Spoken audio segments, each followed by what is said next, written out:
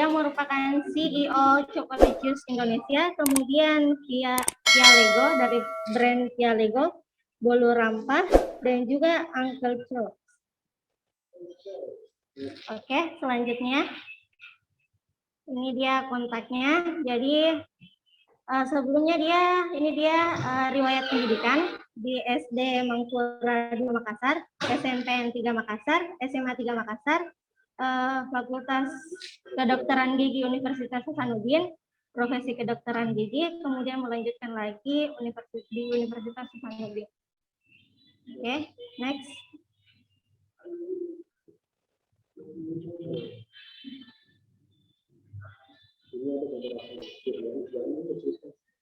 Ini dia ada beberapa pengalaman-pengalaman yang pernah diikuti oleh atau pelatihan-pelatihan yang pernah diikuti oleh kakak kita, pemateri kita. Ini dia. Ini dia ada beberapa, lumayan banyak. Mulai dari Competitive Innovation Workshop, Cipta Consulting Jakarta, kemudian di tahun 2016 juga Incentive Training Program Karma Kukulet Academic Center Singapura. Kemudian di tahun 2017 juga ada Course of Baking Lab Maman Gitau Seoul Korea. Dan ini masih banyak lagi sampai di tahun 2020. Di tahun 2020 terakhir dia Loop Certificate Professional Coach. Wah, lumayan banyak pengalamannya. Sangat banyak sekali. The next. Ini dia. Ini dia usahanya yang mungkin kita sudah tidak asing lagi namanya. Chocolicious Premium Cake and Cookies. Jadi, Chocolicious lahir dari kecintaan terhadap bakery dan pastry, dimulai dari industri rumahan hingga kini menjadi industri modern dan telah memiliki beberapa gerai di Makassar, Sulawesi Selatan. Mengusung tagline premium cookies and cake. Chocolicious menghadirkan beberapa varian cake dengan kualitas terbaik dan nomor 1 di Makassar. Hal ini terbukti dengan banyaknya penghargaan yang telah diraih oleh Chocolicious Indonesia. Next. Ini dia beberapa cabang dari Chocolicious. Jadi ini dia ada sudah di 6 cabangnya. Chocolicious Petarani, Chocolicious Boulevard, Chocolicious Hertasni, Chocolicious Perintis, Chocolicious Karundrung, dan juga yang terakhir Chocolicious Goa. Jadi ini beberapa cabangnya di Sulawesi Selatan. Khususnya sih masih ini di Makassar dan Goa tempatnya. Kemudian lanjut.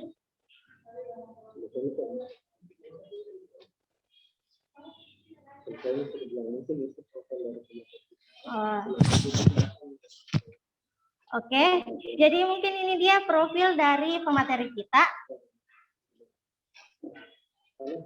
Nah, mungkin kita akan langsung ke pemateri kita. Selamat sore Kak Tika Kurniawati. Oke, Assalamualaikum warahmatullahi wabarakatuh. Ya, teman-teman. Oke, waalaikumsalam warahmatullahi. Perkenalkan Kak, saya Sri yang bertindak sebagai host di webinar kali ini. Oke. Ini saya lagi di Chocolicious Boulevard ini. Parkir dulu. Sebelumnya saya panggil siapa ini Kak untuk lebih akrabnya? Kak Vika saja panggilnya. Dengan saya panggil. Suara saya clear, Dek? Halo.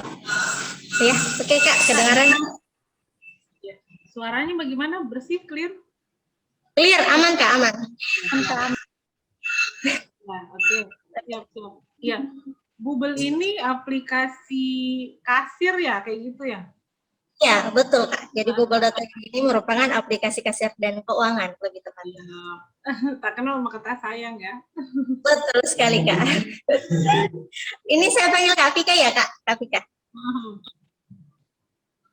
Saya sebagai host juga lihat tadi profilnya Kakak, jujur sangat kagum. Banyak sekali pengalaman yang pernah diikuti dari tahun 2006 sampai 2020 ya Kak kemarin. Iya, terhenti karena pandemi ya, nggak bisa belajar kemana-mana. Jadi belajarnya belajar online. Cuman saya sudah nggak pernah update lagi CV-nya karena belajar ikut pelatihan online itu sebenarnya setengah-setengah deh. Jadi ceritanya ini Kak, setelah pandemi ini mungkin ketika ada pelatihan-pelatihan lagi tidak berhenti sampai di tahun kemarin Kak, tetap lanjut. Tetap lanjut belajar. Cuman Masya Allah. ya karena justru sekarang itu kan sebenarnya karena keterbatasan ya. Kalau dulu kan belajar itu biayanya besar. Karena harus bayar akomodasi, harus bayar hotel, tiket pesawat ya. Kalau sekarang kan cenderung kalau online itu lebih murah ya secara, jadi yang biasanya mungkin kita kalau kita ikut offline-nya harus bayar 7 juta, 8 juta.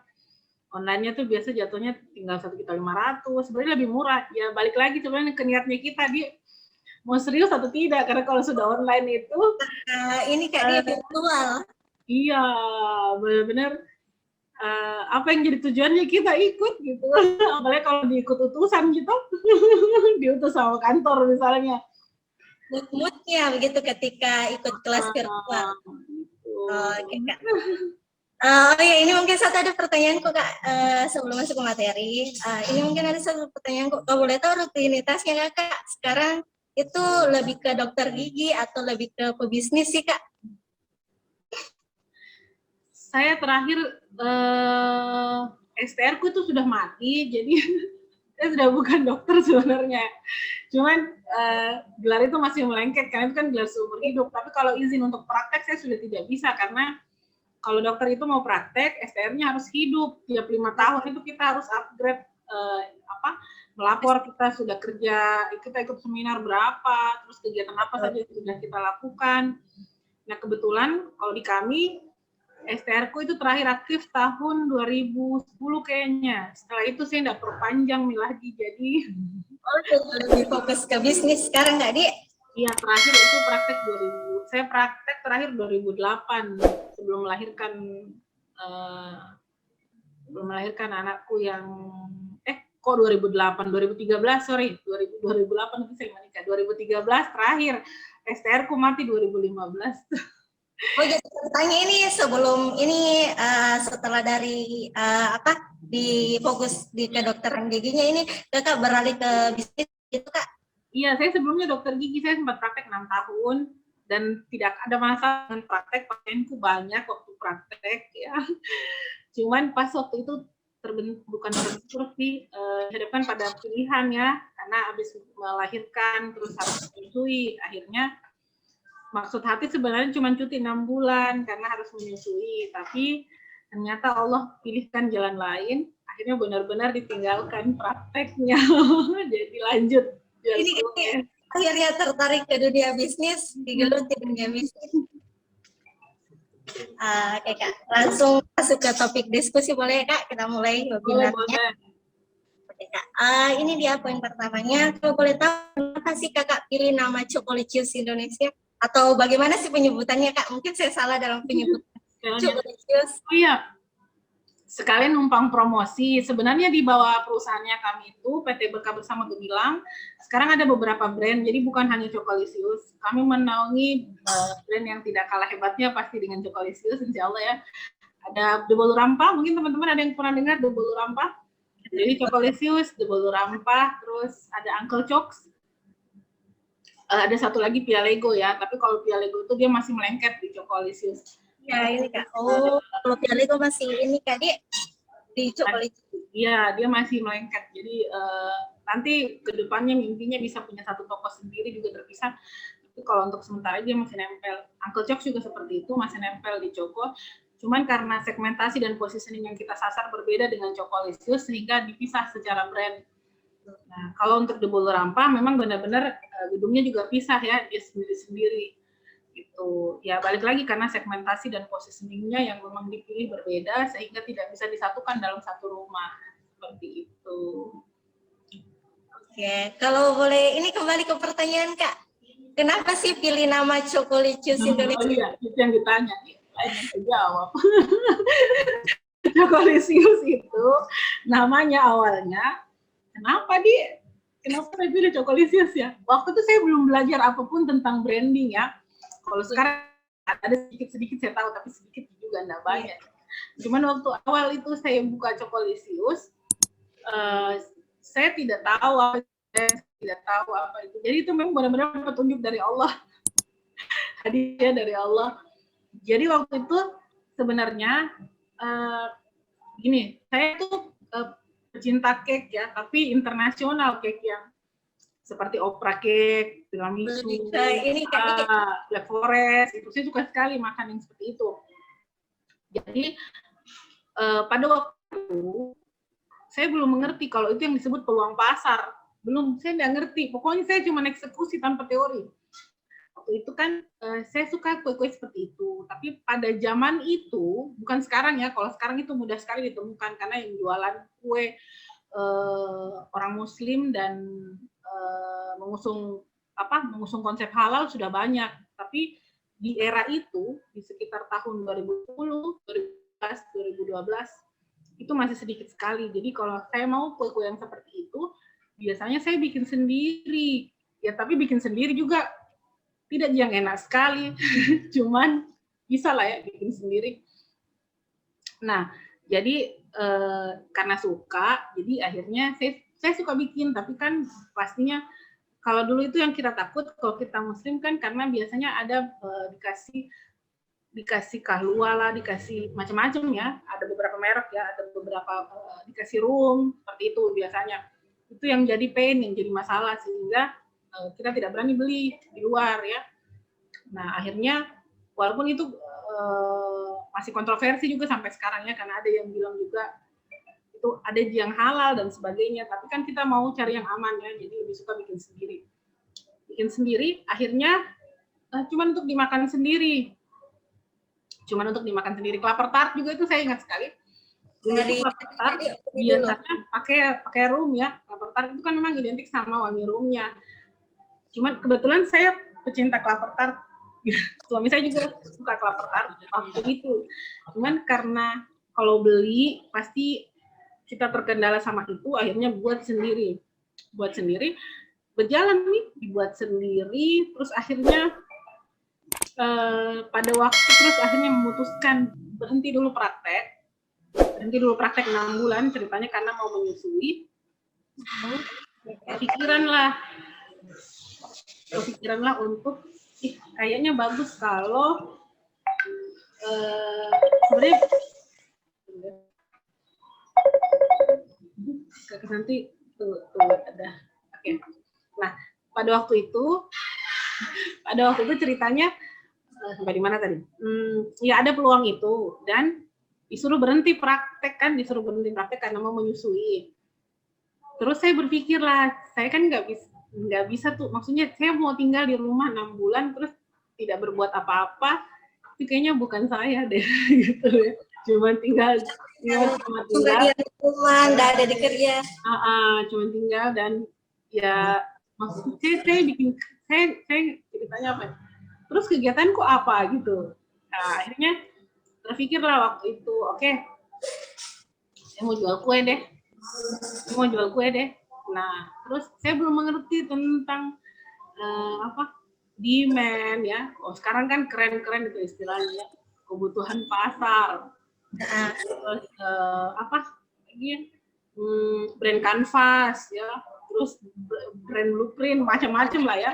Maksudnya ceritanya diproyeksi apa yang mau dibikin. Waktu itu tidak, saya benar-benar pure itu petunjuk dan kemurahan Allah. Terus akhirnya saya jual lah kue itu. Nah, saya jual di rumah dan waktu itu kan saya sempat agak bersih tegang dengan suami ya, karena beliau melarang saya praktek dan saya mau praktek. Terus dia bilang gini, mungkin dalam keadaan dia marah ya, terus dia bilang begini, eh, itu kan orang kalau itu kalau dibilang kalau mau menyumpai mungkin dia mengutuk, kutuklah yang baik. Terus dia kutuk Kak. Dia kutuk Kak. Bukan dia kutuk karena dia marah mungkin ya, saya ngotot mau praktek. Saya bilang, bisa Ji nanti saya peras asinya, terus saya kasih itu anak ternyata tidak mau. Terus dia bilang gini, pokoknya kalau berhenti praktek lebih banyak uang tak daripada praktek. Dia marah, tapi bagus lah karena dia marahnya. Ya, didoakan yang baik jika. Didoakannya yang baik ya, saya harus berterima kasih karena didoakannya yang baik. Jadi akhirnya, jadi saya bilang, jadi saya juga apa nih kayak nantang. Oke, iya saya Oke, saya jual kue kalau begitu ya. Saya mau beli oven, mau beli mixer yang besar, gitu. Betul, niat ini kita putuskan memang untuk berhenti jadi dokter. Tidak memutuskan berhenti, saya nantang juga karena dia marah, jadi saya membalas dengan, ya belikan paling oven, saya mau yang besar ovennya, saya mau mixer yang besar, saya mau jual kue. Kalau kita larang Kak praktek, nah sudah dibelikan mau oven sama mixer, akhirnya jualan lah. Tapi karena itu tadi, karena didoakan yang baik ya, didoakan yang baik, jadi kalau marah katanya itu kan doanya sampai apalagi kalau yang marah itu suami nih orang tua. Tapi untung didoakannya yang baik. Jadi dia bilang kalau berhenti praktek lebih banyak itu uang tak. Saya sumpahi lebih banyak uang tak daripada praktek gitu.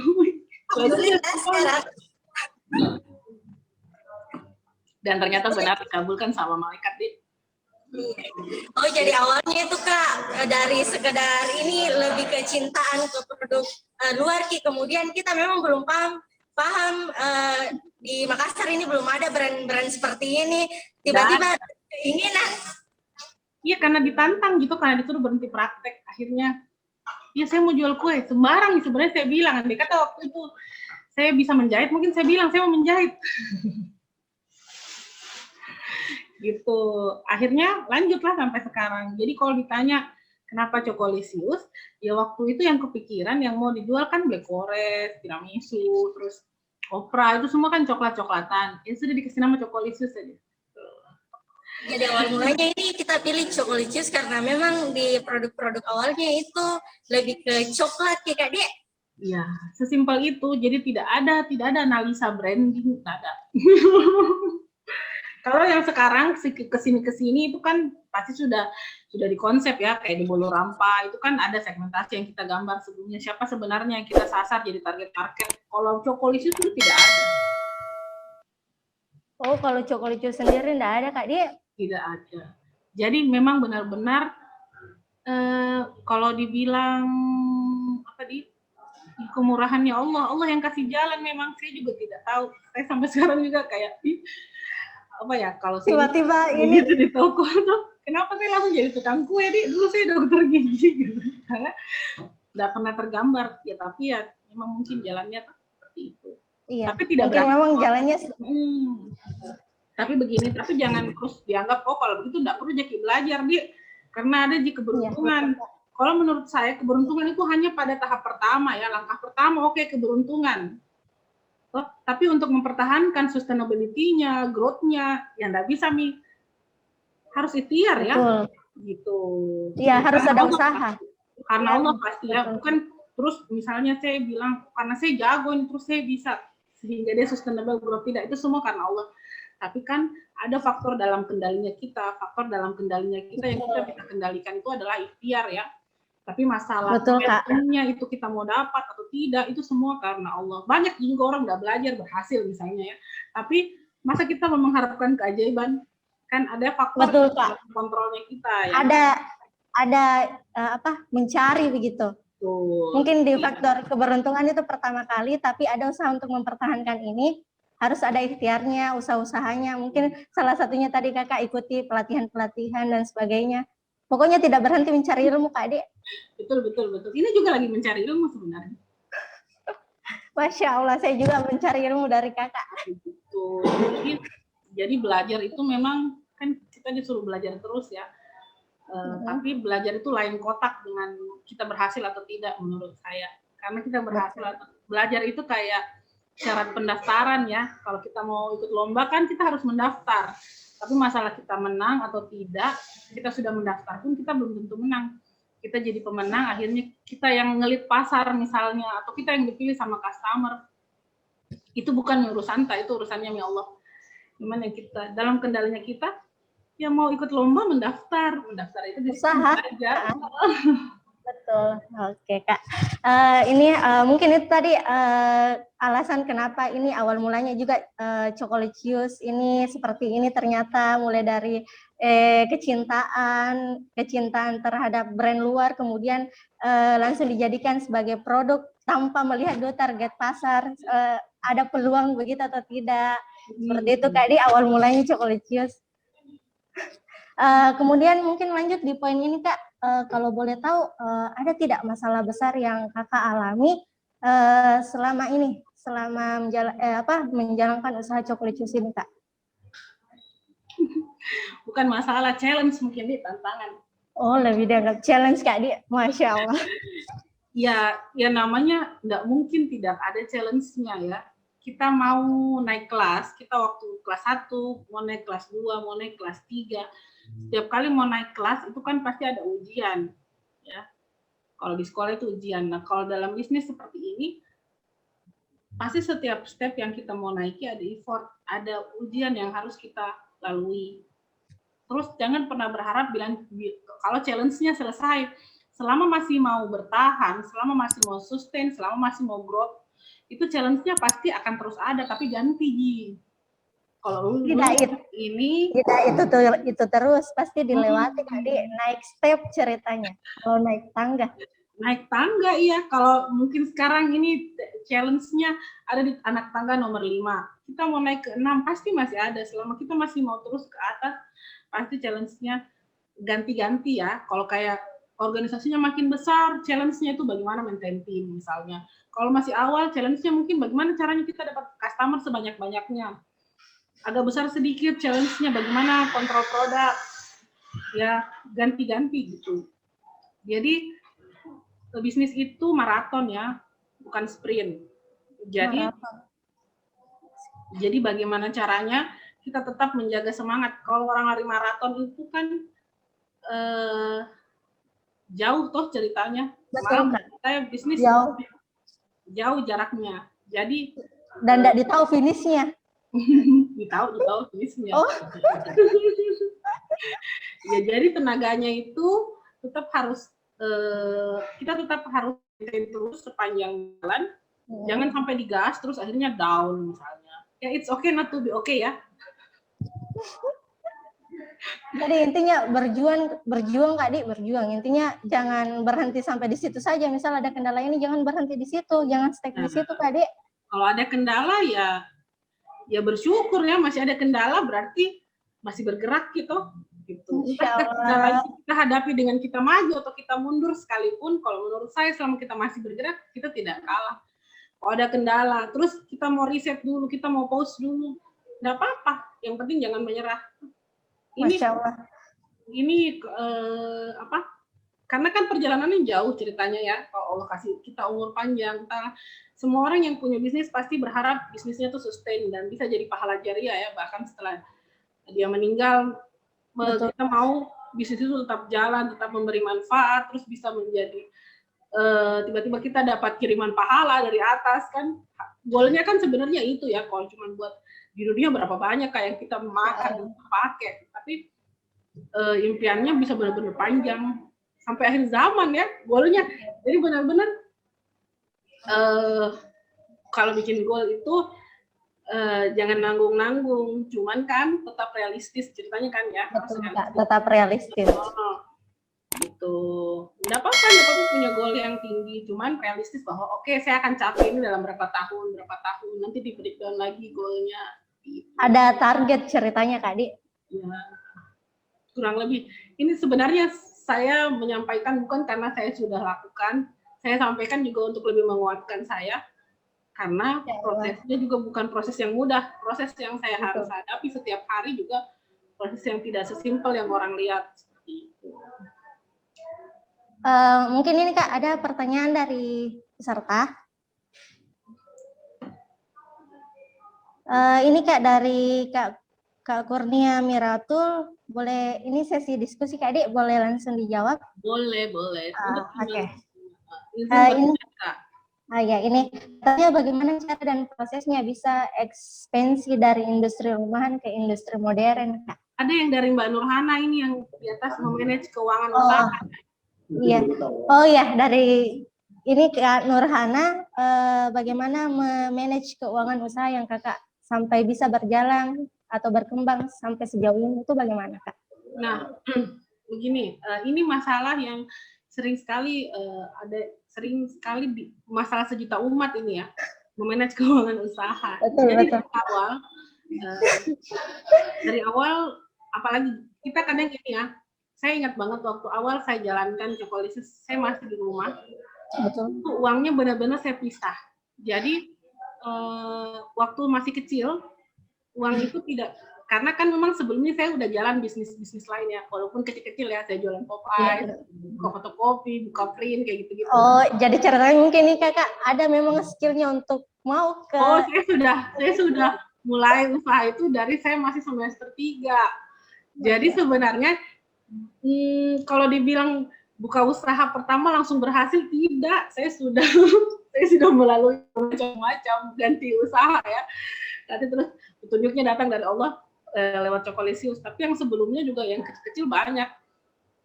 Tapi memang dari waktu yang masih kecil-kecil itu sudah membiasakan diri untuk mengambil gaji. Jadi bukan mengambil dividen ya. Bedakan. Jadi sampai sekarang pun saya itu digaji sama perusahaan.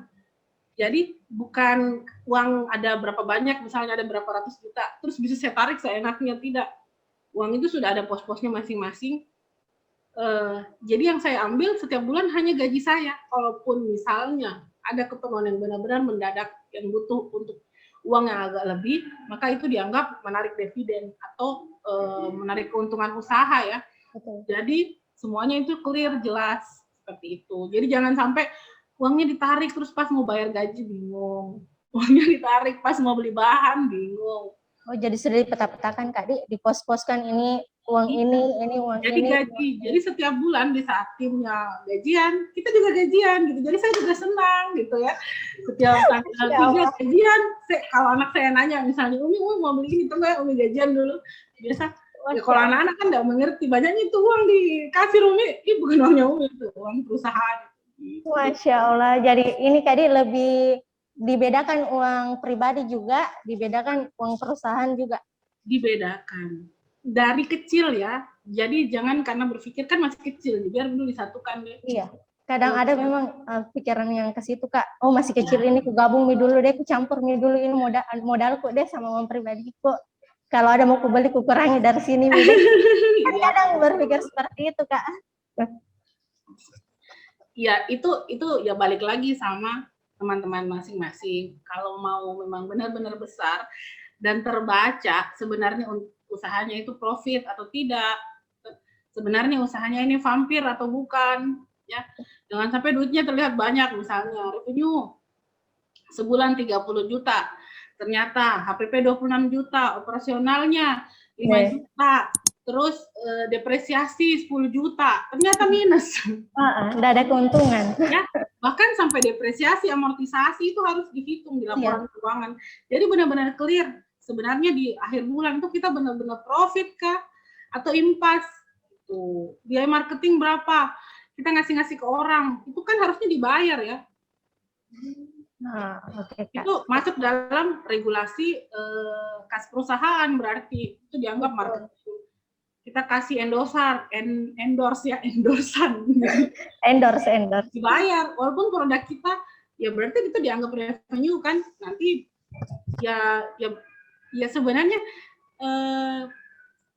membuat laporan keuangan yang sederhana, kalau makin besar kan makin ribet pasti ya. Betul. Jadi yang saya sebut misalnya harus dihitung depresiasi lagi dihitung umur pakai berapa. Misalnya ada oven, kita beli oven, kita invest oven 20 juta. Makin tahun penyusutannya berapa? Setiap bulan itu kan harus ada depresiasinya nilai oven itu. Apa sebenarnya yang keluar sampai sedetail itu, sehingga kita kalau mau pakai uang juga akan berpikir, orang untungnya cuma segini, masa saya mau ambil gitu ya. Oh, Terbaca profitnya, misalnya ternyata profit hanya 8% dari revenue. Ya kita mau boros, kita mau beli mobil baru misalnya, atau entah kita mau DP rumah, pasti kita berpikir kan, kalau itu ada, memang banyak. Jadi ada bahan pertimbangan. Ada rem. Kalau laporan keuangan bagus itu ada rem. Begitu. Betul. Oke, sip. Mungkin tadi itu pertanyaan dari ini ya, terjawab sudah ya dari Kak Hana. Mungkin ini Kak, kita lanjut ke pertanyaan kedua. Ini mungkin sudah ada beberapa pertanyaan nih. Ini industri rumahan ke industri modern, itu tadi mungkin sama jawabannya ya. Jadi mau ekspansi ya perhatikan dulu laporan keuangan. Banyak teman-teman yang kadang konsultasi, Kak Vika saya mau buka cabang, sudah bisa belum? Pasti yang pertama saya tanya, lihat laporan keuangan Pak. Lihat neraca laba kita. betul. Jadi dasarnya itu ini itu dasarnya. Tidak ada keputusan yang kita bisa ambil tentang growth, misalnya ya, mau buka cabang, terus tidak ada laporan keuangan, maka tidak bisa. Saya bisa karena Allah pasti ya. Saya berani buka cabang di mana, buka cabang di sini. Bahkan di kemarin waktu awal COVID kita buka di Goa, banyak orang yang bilang, awal COVID orang merem, kenapa dia menggas? Ya itu kan pasti sudah ada analisa ya, sudah ada analisa keuangan yang kita lakukan sebelumnya. Sudah ada analisa, oke, kita buka satu lagi retail, berapa sebenarnya standar omset yang harus kita targetkan untuk outlet itu. Kita hitung lagi traffic, jadi semua dihitung. Jadi bukan dapat wangsit terus toto buka misalnya, kayaknya di sini bagus ini, penerawangan gitu. Ada ini Kak Di, jadi dari laporan keuangan tadi itu yang jadi dasar, ada pertimbangan. Dari situ nih awal dasarnya memang semua. Ya, pengambilan keputusannya itu semua karena dari membaca laporan keuangan. Kita bisa tahu mana vampir, mana bukan vampir. Kalau saya itu istilahnya selalu vampir ya, mana outlet vampir. Maksudnya kita baca secara keseluruhan bagus, ternyata ada vampir satu. Betul. Saya bisa menentukan, oke, saya tutup outlet yang di mall misalnya. Itu kan pasti saya baca laporan keuangan. Ada riwayatnya begini Kak Di, ada tidak profit tuh di sini, ada tidak profit tuh di sini. Oke, mungkin lanjut ke ini Kak, pertanyaan ketiga dari Kak Fitria Ismail. Di antara coach bisnis yang kita temui, siapa rekomendasi coach bisnis menurut Kak yang paling di antara semua tadi Kak? Semua guru itu bagus. Semua guru itu bagus, tidak ada guru. Jadi gini, ilmu itu kan statis ya, tidak statis maksudnya, statis itu tetap, ilmu itu kan terus berkembang, dinamis. Jadi, terus berkembang dinamis ya benar. Jadi kalau ditanya mana yang paling bagus, menurutku sama bagus semua, karena masing-masing kan punya perspektif sendiri-sendiri ya. Misalnya branding, mau belajar branding sama siapa, sama Pak Bika atau sama Pak Dodi, atau sama Samipul misalnya ya, dengan teorinya yang sekarang flywheel marketing dengan Coach Aris Diansyah ya, yang bagus ya kita pilih-pilih mana yang sesuai dengan level bisnisnya kita. Misalnya ilmu yang harus diambil ya kita ambil dari situ, karena ada beberapa hal yang misalnya teorinya benar tapi mungkin tidak cocok sama keadaan bisnisnya kita. Nah sebenarnya yang harus meramu sendiri, ya balik lagi kita sebagai pelaku usahanya ya, sebagai orang yang menjalankan, sebagai manajernya. Sebenarnya cocokannya Kak Di dengan coachnya ini. Begitu. Kita semua itu kan sebenarnya bukan owner ya. Saya tidak pernah mau dibilang owner. Saya adalah general manager. Saya bukan owner. Kalau saya owner, saya tuh tinggal duduk, tunggu dividen, misalnya ya. Saya bukan owner. Saya masih pegawai. Saya masih bagian dari tim, karena saya masih berkantor dari pagi, selesai berkantor jam 5, saya baru off Sabtu sama Minggu, saya masih kerja, berarti saya bukan owner. Gitu. Masya Allah. Jadi tetap ini Kak Di, tetap memanage semua? Iya, karena kalau kita tidak memasang set bahwa kita adalah bagian dari tim, maka yang ada kita hanya melemparkan kesalahan yang mungkin kita yang buat kepada tim. Padahal tim itu berbuat itu yang mungkin karena tidak ada arahan dari kita. Ya, keberhasilan dari seorang pimpinan itu kan adalah akumulasi dari keberhasilan timnya. Jadi kalau sampai pimpinannya berhasil, itu sebenarnya timnya yang berhasil. Kalau sampai dari timnya yang salah, itu yang salah pimpinannya. Gitu. Begitu step itu kita pasang, maka kita merasa bahwa oh, saya yang harus mendevelop mereka semua yang ada di bawahnya kita, seperti itu. Jadi kalau ditanya yang mana yang paling rekomen, bagus semua, Masya Allah, mereka semua orang-orang hebat yang ilmunya sekarang gratis ya, di YouTube banyak sekali. Gitu. Jadi kan itu pengantar tidur toh, mau tidur. Oke Kak, mungkin lanjut di topiknya Kak Dek. Masih ada satu. Oh ini masih ada satu pertanyaan Kak. Katanya Kakak ada nggak contoh cara membuat pembukuan? Maaf Kak, saya baru memulai usaha dan belum mengerti tentang pembukuan. Oh ini Kak katanya dari olahan jagung kering keripik. Siap. Sebenarnya kalau yang simpel itu kan berarti catat saja berapa pemasukan, terus berapa pengeluarannya itu buat apa saja. Jadi nggak usah sampai depresiasi, amortisasi dihitung. Terus akhirnya di bawah berapa sebenarnya profit. Kalaupun kita ambil barang, kita bayar. Karena jangan sampai untungnya itu habis karena kita yang konsumsi, terus kita bilang nggak ada untungnya. Padahal untungnya itu yang kita makan misalnya ya. Kalau kita buka warung makan misalnya. Kita buka warung makan, anggaplah kita buka warung tunjuk-tunjuk. Pas pembukuan tuh nggak ada profit, padahal kita lupa kita serumah makan dari situ tidak dibayar atau tidak dicatat. Ternyata jadi, itu profitnya.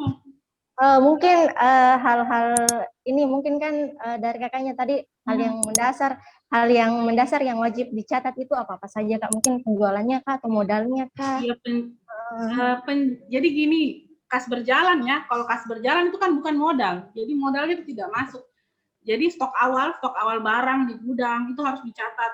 Stok akhir barang di gudang itu harus dicatat. Terus berapa pemasukan setiap bulan. Kadang tuh tidak terbaca profit, ternyata banyak barang tak di gudang.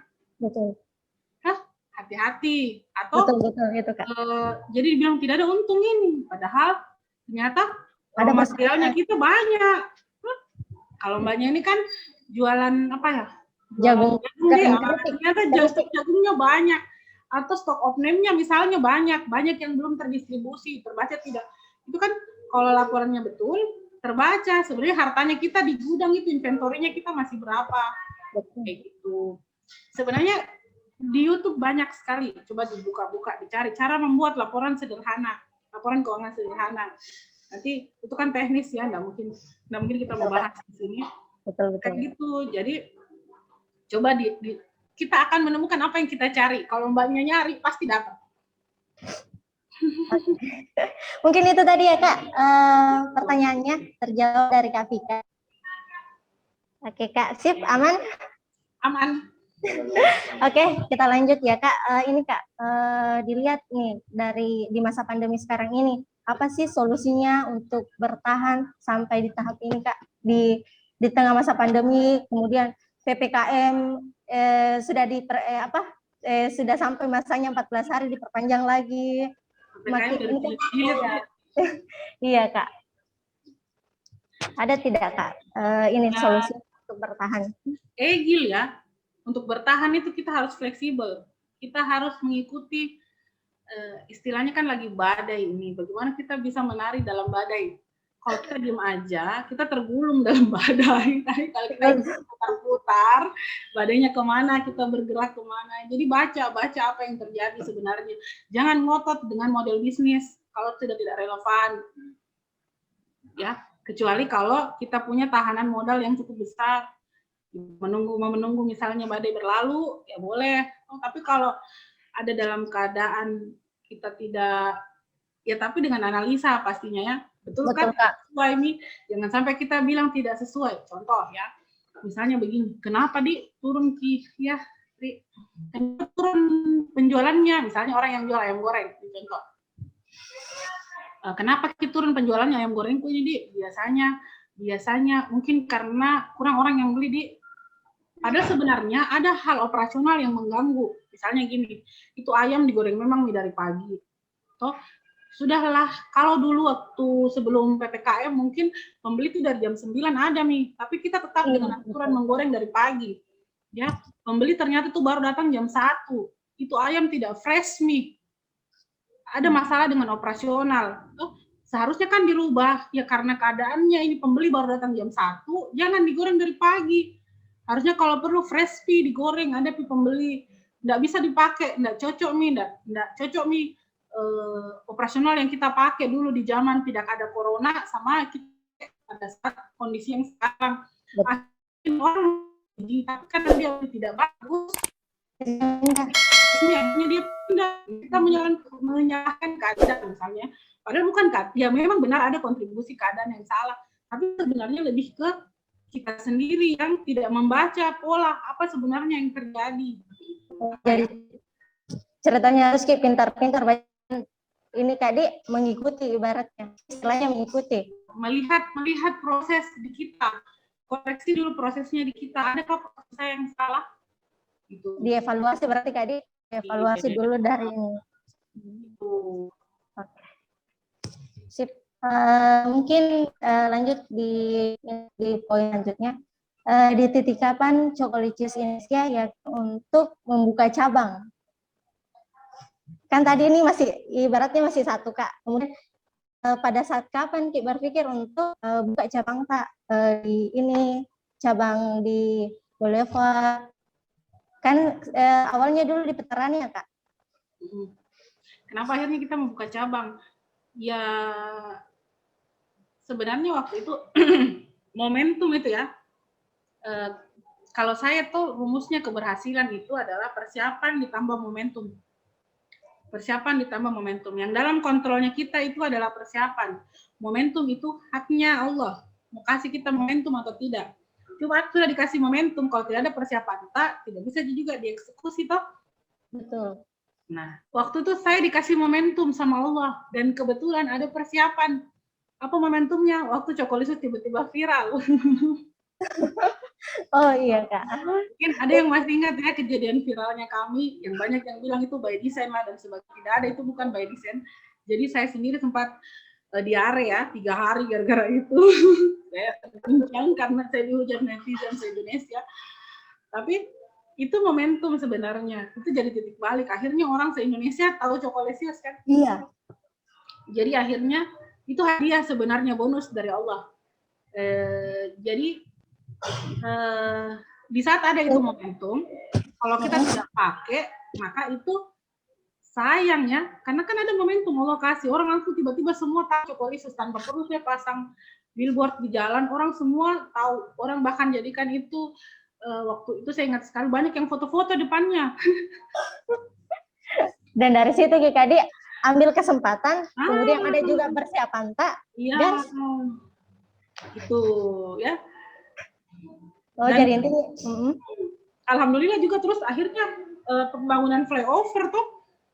Pembangunan flyover, bayangkan kalau saya tidak buka cabang maka langsung mati Cokolicious waktu itu ya. Betul.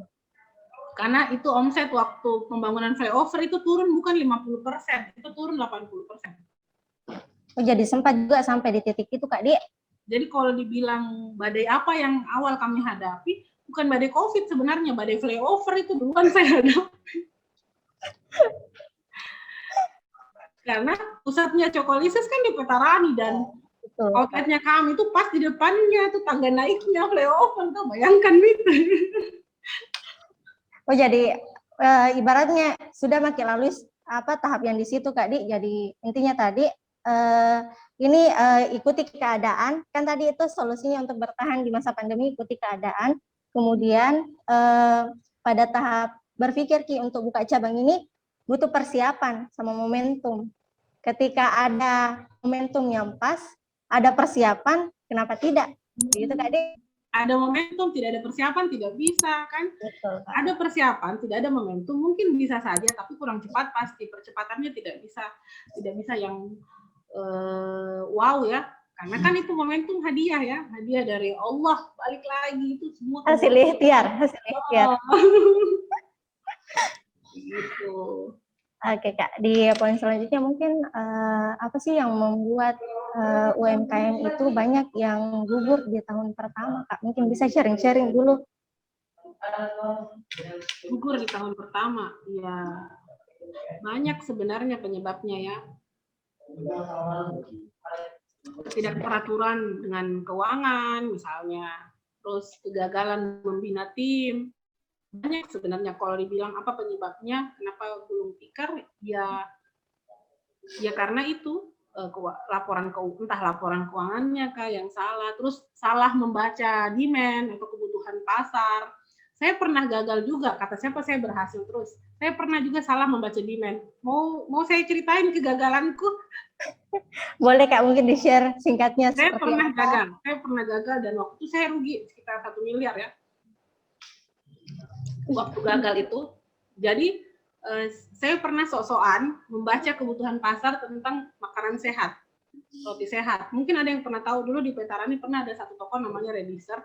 Toko itu saya kontrak 2 tahun, kan kontrak setahun itu sekitar 200 juta ya, jadi 2 tahun 400 juta.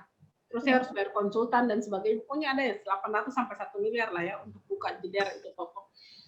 Tapi akhirnya salah, jadi dari omset kami waktu itu untuk toko itu lebih banyak orang yang jualan pop ice di pinggir jalan. Waktu saya jualan pop ice itu bisa sehari dapat 1.500.000 ya. Waktu saya jualan pop ice, waktu saya jualan roti itu sehari paling cuma dapat 300, 500. Tapi besar yang pop ice ini berarti Kak. Hampir saya rubah jadi toko pop ice itu. Oke Kak, mungkin ini jadi pertanyaan terakhir. Ini jadi pertanyaan terakhir Kak. Satu pertanyaan. Bagaimana sih cara Cokolicious Indonesia menjaga loyalty customer-nya? Bisa mungkin customer-nya? Iya Kak, mungkin bisa sharing-sharing sedikit. Bagaimana caranya Kak untuk ini menjaga loyalty customer? Ya balik lagi ke menjaga brand berarti ya. Dan menjaga brand itu kan prosesnya panjang ya. Bagaimana caranya kita bisa terus dapat trust ya, dapat trust dari customer. Ya kalau namanya trust, supaya kita dipercaya ya kita harus berintegritas pastinya ya. Terus punya kapabilitas, terus punya integritas, punya kapabilitas dalam artian yang luas ya. Maksudnya berarti kita berusaha menghasilkan, terus meng-create produk-produk yang memang sesuai dengan target marketnya kita. Terus kita menjaga benar-benar kepercayaannya. Kita tidak trust itu kan berarti karena orang sudah percaya sama kita, terus tidak mentang-mentang karena sudah percaya terus kita sia-siakan kepercayaannya.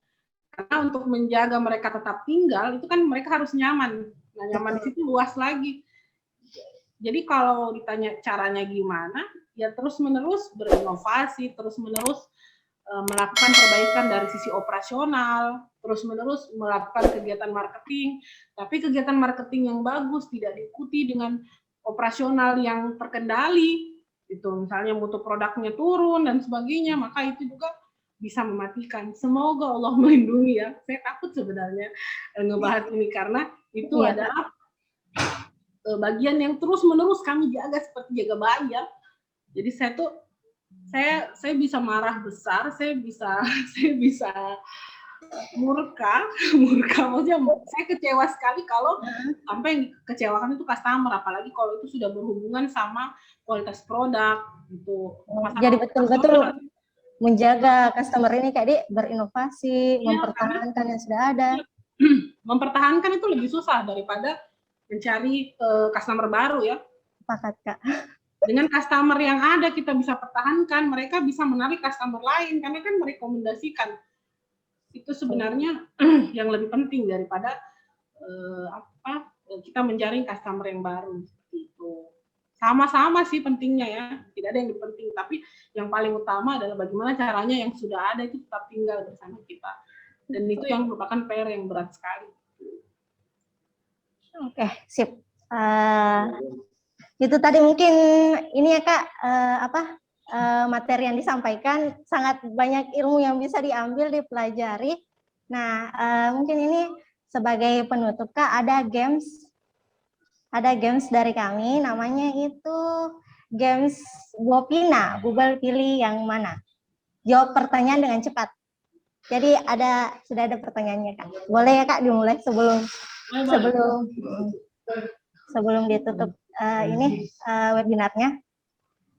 Oke, pertama, lebih untung mana, praktek gigi atau jual brownies? Saya jawab ini. Iya, jawab cepat ya, jawab cepat. Ulang. Nggak mudeng Kak. Ulang. Lebih untung jual brownies. Ini pertanyaan, pilih mana? Lebih untung mana, praktek gigi atau jual brownies? Jual brownies. Kedua, dokter atau pengusaha? Pengusaha. Sebutkan salah satu momen memalukan apa yang Kakak rasakan sebulan terakhir. Jawab cepat, Kak. Apa deh? Oh, salah ingat hari. Sebulan terakhir ini kamu pernah salah ingat hari kayak dia? Salah ingat hari. Saya kira hari Jumat, padahal hari Senin. Jauhnya, Kak. Mantap itu hari. Saya Ingat, Kak. Karena banyak sekali kepalaku. Ya Allah, saya kira hari Jumat, hari Senin paling sama semua aja hari kerja justru setiap hari. Nggak bisa aku bedakan. Oke, sip. Pertanyaan ketiga, Kak. Kalau misal bisa pilih kekuatan super, mau kekuatan apa? Jawab cepat, Kak. Oh, bisa apa nih? Bisa mindahin diri mana? Bisa pindahin diri dalam waktu cepat. Ada pasti ini penyebabnya kenapa langsung pilih itu. Bisa mindahin diri. Yang terakhir mungkin Kak, baca chat terakhir di yang terakhir itu tadi ya Kak, yang pilih kekuatan super, mau punya kekuatan apa? Pindahin piring Kak, Dik. Pindahin diri. Oh, diri. Jadi bisa berapa namanya tuh, pindah dalam sekejap dari sini saya ke sana gitu. Oh, lebih ke ini Kak, Dik. Mungkin lebih ke 1000 bayangan mungkin bisa Kak, Dik. Flash gitu ya, begini langsung pindah. Karena itu challenge-ku sekarang. Wajib baru masih mau ke sini habis waktu. Oh, jadi ceritanya ini kita kontrol semua cabang pindah-pindah tiap hari. Datang semua aku datangi tiap hari, satu cuman kan ada bayiku toh. Oh iya. Yang harus saya bawa ke sana kemari, jadi agak challenging. Oke, siap Kak. Oke. Itu tadi. Mau kok. Saya doakan kamu supaya Cokolichus semakin besar, semakin sukses. Amin. Siap. Ini Kak, mungkin saya bisa minta closing statement-nya sebelum mengakhiri kegiatan webinar ini. Mungkin bisa harapan untuk Cokolichus sendiri dan juga boleh untuk para teman-teman UMKM yang terdampak pandemi. Terima kasih ya buat teman-teman. Kalau ada yang salah tadi yang saya ucapkan terus tidak sesuai, itu tidak ada masalah karena itu in my humble opinion ya, itu pendapat saya. Terus kalau ada yang tidak sesuai, tidak sejalan ya berarti memang itu yang benar menurut teman-teman. Jadi tidak ada yang salah, tidak ada yang benar dalam mengambil langkah-langkah yang akan kita tempuh dalam menjalankan usaha kita masing-masing. Terus buat 2 orang yang kali ini saya lihat membuka kameranya, berarti Mbak Sri Handayani sama ini ada yang olahan jagung, siapa namanya? Nanti saya kirimin hadiah ya, pakai. Wow. Ya. Terima kasih yang buka kamera, yang lain yang buka kamera. Oh. Oke, siap. Nanti tolong di DM ke nomorku, toh. Siap. Alamatnya nanti besok mungkin ada driver yang antar ya paketnya. Kejutan Gadek, Masya Allah.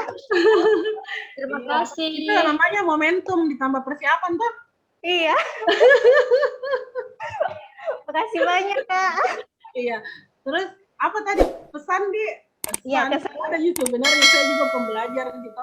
Cuman sesama pembelajar, kalau dari saya buat kita semua yang ada di sini ya. Bahkan pesan ini juga selalu saya berikan pada tim saya. Ya memang yang harus kita lakukan setiap hari itu belajar itu sih. Jangan pernah merasa kita sudah pintar, terus kapan kita merasa kita sudah cukup tahu dan kita sudah tidak perlu belajar, maka sebenarnya itu di saat kejatuhan kita gitu. Bahkan merasa sudah punya usaha yang besar, semakin kita tahu, sebenarnya justru kita semakin merasa kita tidak tahu.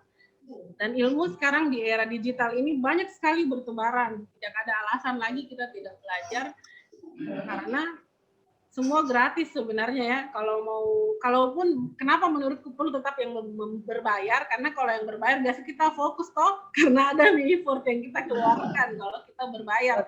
Jadi biasa kalau ada ilmu yang saya perlu, memang perlu banget, itu berarti biasanya justru saya cari yang berbayar, karena biasanya kalau ada pengorbanan yang saya keluarkan, berarti ada sesuatu yang lebih ingin. Saya akan total untuk menyimak, tapi sebenarnya tanpa berbayar pun banyak yang bisa. Wow. Tapi ibaratnya kalau berbayar itu lebih berpikir, misal enggak terus ya dong. Keluar nih uang tetap. Iya betul Kak. Oke Kak. Ya. Satu pertanyaan semua ya, supaya pertanyaan Kak. Satu pertanyaan.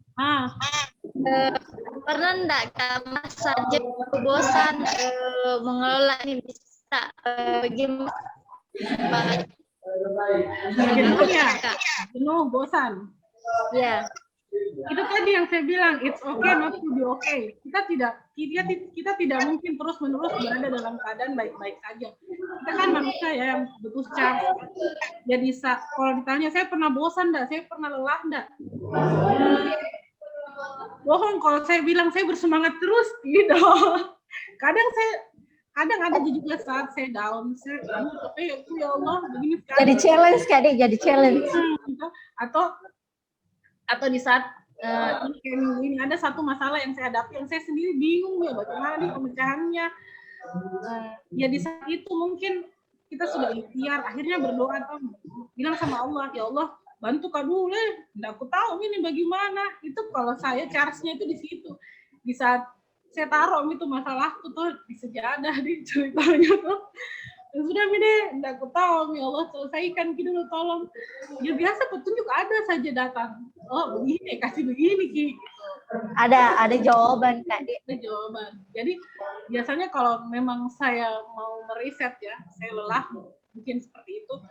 Ya ada satu hari di mana nggak urus dulu, tapi biasanya nggak kuat ya juga nggak urus satu hari. Nah biasa tuh aku bilang sama timku tuh, jangan ku telepon karena buka dulu relax. Biasa baru jam 12 saya dia telepon. Healing tadi, healing dulu. Iya. Tapi ya mungkin memang karena secinta itu dia, sehingga cinta itu sama pekerjaanku, sehingga kadang nggak butuh waktu lama. Saya cukup menghilang mungkin beberapa jam tidak urusi gitu. Oh sudah ada timbul cinta di itu tadi. Saat sudah cinta, biar saya bilang satu hari tuh. Saya pergi umroh misalnya ya, saya bilang, ya aku ganggu karena buka umroh ini. Gayaan aja, saya terus yang buka tuh, apa yang terjadi gitu ya. Justru nggak bisa, karena itu dari dalam itu. Betul Kak, ada memang di sini jadi. Gitu. Siap, mungkin itu tadi Kak Dek. Bagaimana Kak terjawab Kak ini olahan jagung kering keripik? Oke, siap, aman. Salam kenal buat teman-teman semua di sini ya. Oke. Sudah silaturahmi, jadi kalau ketemu di jalan kan tahu Kak Vika. Oke, mungkin ini tadi materi webinar metode diskusi ya Kak. Kami dari pihak Global mengucapkan terima kasih banyak kepada Kak Vika selaku CEO Cokolicious Indonesia. CEO tinggi sekali CEO. Saya masih dalam jabatan General Manager ya. Siap Kak. Terima kasih banyak sudah diluangkan waktunya untuk berbagi ilmu di sore ini. Dan juga terima kasih banyak untuk teman-teman yang sudah stay menimbah ilmu, terus belajar dan belajar. Itu tadi pesannya Kak Vika, belajar dan terus belajar. Oke, terima kasih banyak. Terima kasih. Sukses semua. Salam kenal Kak. Terima kasih banyak Kak Vika. Terima kasih banyak. Assalamualaikum. Waalaikumsalam warahmatullahi wabarakatuh. Sampai bertemu di Global Talk selanjutnya.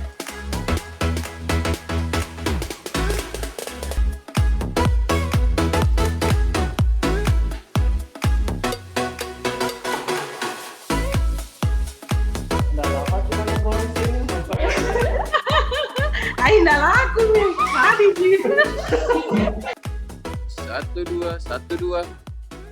Saya kayaknya jadi host di sini.